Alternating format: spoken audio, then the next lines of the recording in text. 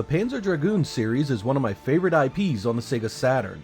Right from the moment I first played it, I was in love. It took a concept like a shoot 'em up and added a more 3D feel to the gameplay. Not only were you shooting the stuff in front of you, but also on the sides and behind you. It also had a gorgeous presentation and a soundtrack that set a tone and a mood that few games at the time could compete with. During the life of the Saturn, we saw 3 individual releases in the series, which included an RPG that was quite a bit different from the other 2. With the IP going so well, Sega decided to shake things up a bit and release a version for its portable Game Gear. When I first heard about it, I thought it had to be a joke, but turns out this is a very real thing. But could the Game Gear do this great series any justice at all? In this episode, we will be taking a quick look at Panzer Dragoon Mini for the Sega Game Gear, see how it fared, and whether or not it's worth your time. I hope you guys enjoy my review of Panzer Dragoon Mini.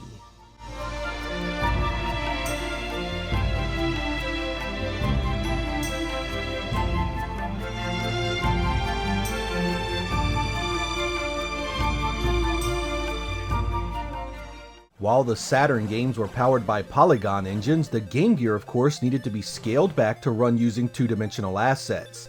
This means the game looks and plays more like a ripoff of Space Harrier than Panzer Dragoon. It's still third person, but the movement of the screen is restricted to raster effects and software-based tricks to move enemies towards the screen. The gameplay is similar enough to its bigger brother, thanks to the lock-on based shooting, and you still get boss battles to end the levels. Gone is the ability to switch camera angles at will, but sometimes the viewpoint will still switch automatically, typically during the boss encounters. Outside of that, the 5 levels of gameplay couldn't be more simple. Choose a dragon, shoot down enemies that show up in simple patterns, and then blast a big enemy at the end to beat the stage.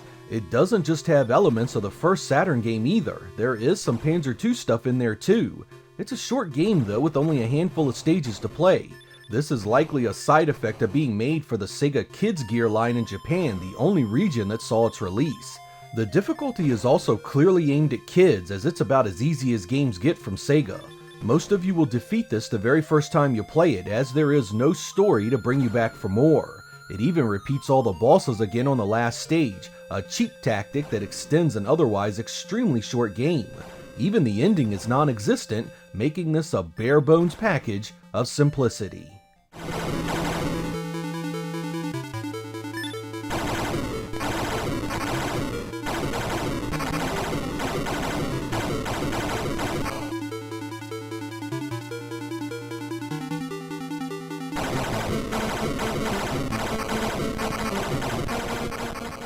The audio-visual presentation is about as simple as it gets too. Sega did not go out of their way here to make an engine to wow us in the final days of the Game Gear, and instead made it about as vanilla as any similar game before it.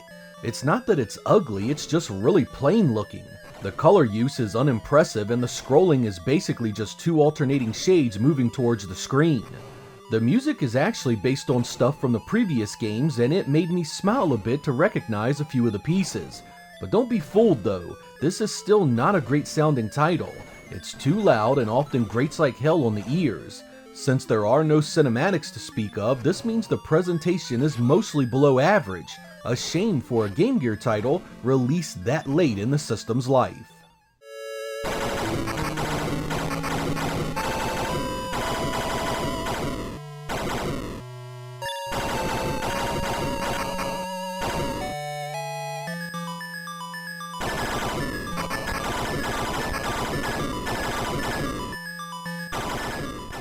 The biggest problem with this one is that it fails to capture the same magic that made the Saturn game so great. It has 0 intensity, the visuals are bland, and it sounds rough. This leaves us with a somewhat poor excuse of a shooter with none of the elements that made the 32-bit game special. Since it was released at the end of the Game Gear's run in Japan, not many copies were created, resulting in it being rare and expensive. I recommend you try it out more as a curiosity than anything else. It's not a great game, nor is it the worst, but it certainly does not carry the same majesty as the Saturn releases. There it was something special, something unique, something that helped define an entire platform. Here it's a pretender, a clone of a better game, and rightfully forgotten. I'm Sega Lord X. Thank you guys for watching, and I will catch you next time.